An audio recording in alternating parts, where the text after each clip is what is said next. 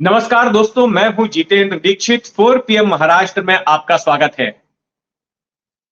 कल पूरा देश दशहरे का त्योहार मना रहा था, लेकिन महाराष्ट्र में इस दिन की एक सियासी अहमियत होती है। दशहरे के दिन ही महाराष्ट्र के कुछ दिग्गज नेता अपनी सालाना रैलियां संबोधित करते हैं। महाराष्ट्र में इस तरह की परंपरा रही है। एक परंपरा शिवसेना की रैली की रही है, जो कि शिवाजी पार्क में होती है। बाला साहेब ठाकरे के वक्त से, जब से उन्होंने शिवसेना की स्थापना की थी, तब से हर साल शिवाजी पार्क में रैली होते आई है। तो इस बार उस रैली को संबोधित किया उनके बेटे और शिवसेना के अध्यक्ष उद्धव ठाकरे ने। शिवसेना उद्धव ठाकरे गुट के अध्यक्ष उद्धव ठाकरे ने।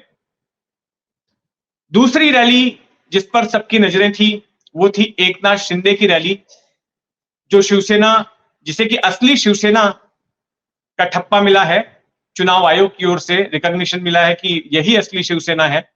तो उसकी रैली हुई दक्षिण मुंबई के आजाद मैदान में। और तीसरी रैली महाराष्ट्र के बीड जिले में बीजेपी की नेता पंकजा मुंडे की हुई। ये जो बीड की रैली है दशहरे के मौके पर, इस परंपरा की शुरुआत गोपीनाथ मुंडे के वक्त से हुई थी, पंकजा मुंडे के पिता के वक्त से। और जब गोपीनाथ मुंडे का निधन हो गया, उसके बाद से ये परंपरा उनकी बेटी पंकजा मुंडे ने जारी रखी है। तो इन तीनों ही रैलियों में काफी आतिशबाजी हुई, काफी तीर चले। सभी ने अपने सियासी दुश्मनों पर खूब निशाने साधे। तो किसने क्या कहा, आज हम इसकी बात करेंगे। और इस वीडियो में मैं आपको बताऊंगा वे 7 अहम बातें जो उद्धव ठाकरे की रैली में सामने आई। तो सबसे पहले उद्धव की बात करते हैं। जो सबसे अहम बात रही उनकी रैली की, वो था मराठा आरक्षण का जिक्र। आप जानते हैं कि इस वक्त महाराष्ट्र में मराठा आरक्षण का मुद्दा बेहद गर्म है। और फिर से एक बार मराठा नेता मनोज जरंगे पाटिल ने कहा है कि वो अनशन पर बैठने जा रहे हैं। कल तक की मियाद दी थी महाराष्ट्र सरकार को कि वो मराठाओं को आधिकारिक तौर पर आरक्षण दे दे, लेकिन वो कल तक हो नहीं पाया। तो आज से वे अनशन पर बैठने जाने वाले हैं।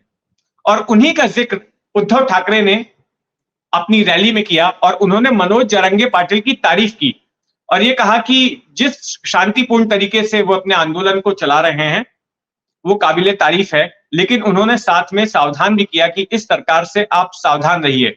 उद्धव ठाकरे ने याद दिलाया कि किस तरह से अब से चंद महीने पहले जब मनोज जरंगे पाटिल इसी मांग को लेकर अनशन पर बैठे थे, तो पुलिस ने कैसे उनके ऊपर लाठीचार्ज कर दिया था और किस बेरहमी से मराठा आंदोलनकारियों की पिटाई की गई थी, किस तरह से उन्हें चोट के कारण अस्पताल में भर्ती कराया जाना पड़ा था। और खुद उद्धव ठाकरे उनसे मिलने के लिए, उनका हाल जानने के लिए वहां पर पहुंचे थे।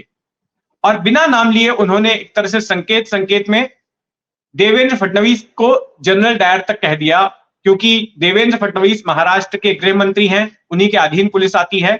और उद्धव का यह कहना था कि पुलिस को ऐसी बेरहमी करने का आदेश सरकार की तरफ से ही दिया गया था। साथ में उद्धव ने यह भी कहा कि बीजेपी जो है विशेष सत्र बुलाकर कई बार सुप्रीम कोर्ट में दिए गए फैसलों को भी पलट देती है, कानून बना देती है। तो अगर बीजेपी चाहे तो इस मसले का तोड़ निकाला जा सकता है। क्यों नहीं बीजेपी जो है विशेष सत्र बुलाकर इस तरह का कानून बनाती है ताकि मराठाओं को आरक्षण मिल जाए। तो ये था मराठा आरक्षण की बात। दूसरी अहम बात उन्होंने कही, वो थी चुनौती देना।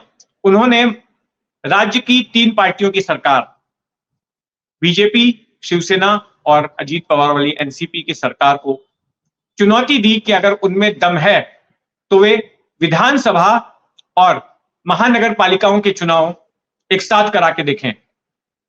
जहां इस वक्त पिछले 2 सालों से महाराष्ट्र की कई महानगर पालिकाओं के चुनाव होने बाकी हैं, जिनमें की सबसे अहम है मुंबई महानगर पालिका बीएमसी।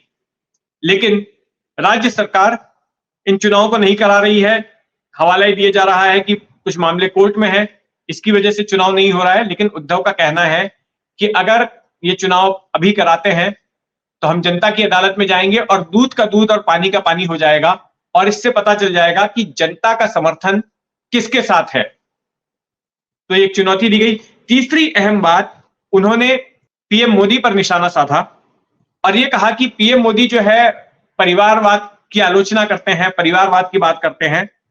तो उद्धव ठाकरे का कहना है कि मुझे गर्व है कि मैं ठाकरे परिवार से हूं, मुझे गर्व है अपने पिता पर, मुझे गर्व है अपने दादा पर। और उन्होंने उदाहरण दिया कि डॉक्टर का बेटा तो डॉक्टर ही होता है। और फिर अभी का उन्होंने उदाहरण दिया कि किस तरह से जो मौजूदा चीफ जस्टिस हैं चंद्रचूड़, उनके पिता भी जज ही थे, वो भी चीफ जस्टिस थे, तो इसमें बुरा क्या है। और फिर उन्होंने कोविड के दिनों की याद दिलाई और उन्होंने कहा कि मैंने कोविड के वक्त में कहा था कि पूरी महाराष्ट्र की जनता मेरा कुटुंब है, मेरा परिवार है।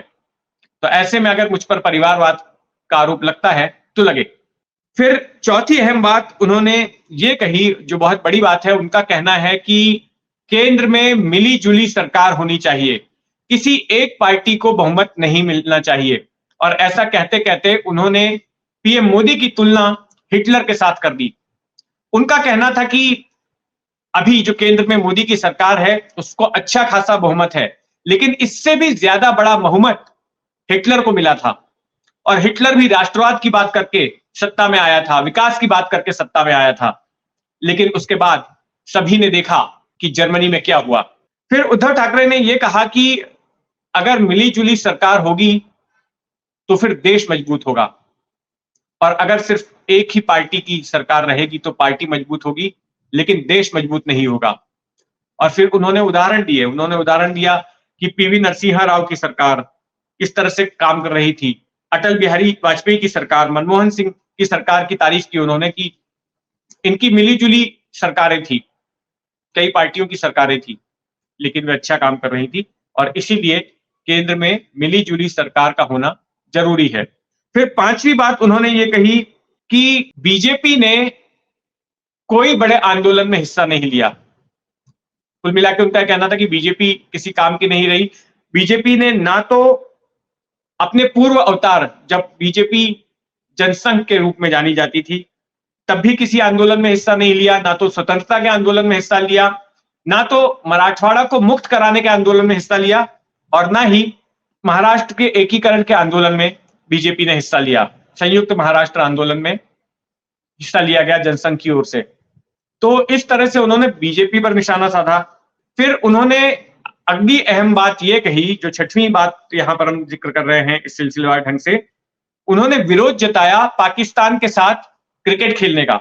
जी हां, शिवसेना का बाला साहेब ठाकरे के जमाने के वक्त से ही यह स्टैंड रहा है कि भारत को अपने दुश्मन पाकिस्तान के साथ कोई रिश्ते नहीं रखने चाहिए, उनके साथ क्रिकेट तो बिल्कुल ही नहीं खेलना चाहिए। लेकिन हाल ही में जिस तरह से पाकिस्तान की क्रिकेट टीम भारत आई और फिर अहमदाबाद के स्टेडियम में मैच हुआ, जिस तरह से उनका स्वागत हुआ, तो उसको लेकर उद्धव ने काफी तीखी टिप्पणी की। उद्धव का कहना था कि आपको कुलभूषण यादव याद है ना, वो भारतीय नागरिक जो आज पाकिस्तान की जेल में सड़ रहा है जासूसी के आरोप में, वो अब तक वही है। फिर हाल ही में जो सीज फायर का वायलेशन किया गया पाकिस्तानी सेना की तरफ से, जिसमें कि हमारे 2 जवान शहीद हुए, ये सब एक तरफ हो रहा है और आप इनके साथ क्रिकेट खेल रहे हैं। तो ये एक अहम मुद्दा था जो उन्होंने उठाया। फिर एक बात उन्होंने कही, जो धनुष बाण, जो चुनावी चिन्ह शिवसेना का था, अविभाजित शिवसेना का, जब बाद में चुनाव आयोग के पास मामला गया तो फिर उस धनुष बाण को शिंदे गुट को दे दिया गया और शिंदे गुट को असली शिवसेना के तौर पर मान्यता मिल गई। तो उद्धव ठाकरे ने यह कहा कि भले ही तुमने हमारा धनुष बाण चुरा लिया है, लेकिन हनुमान हमारे पास ही है। हनुमान ने जिस तरह से लंका में आग लगाई थी, उसी तरह से हमारा जो चुनाव चिन्ह मशाल है वो तुम्हारी लंका में आग लगाएगा। तो ये एक बात उन्होंने एकनाथ शिंदे पर निशाना साधते हुए कही और बार बार शिंदे गुट को, एकनाथ शिंदे और उनके साथ गए लोगों को बार बार उन्होंने गद्दार कहकर संबोधित किया। तो ये थी उद्धव ठाकरे की रैली का निचोड़, उनकी कुछ अहम बातें। अगले वीडियो में हम बात करेंगे कि एकनाथ शिंदे ने क्या कुछ कहा और उसके बाद हम जानेंगे कि पंकजा मुंडे की रैली में क्या हुआ। आप नजर बनाए रखें 4 PM महाराष्ट्र पर।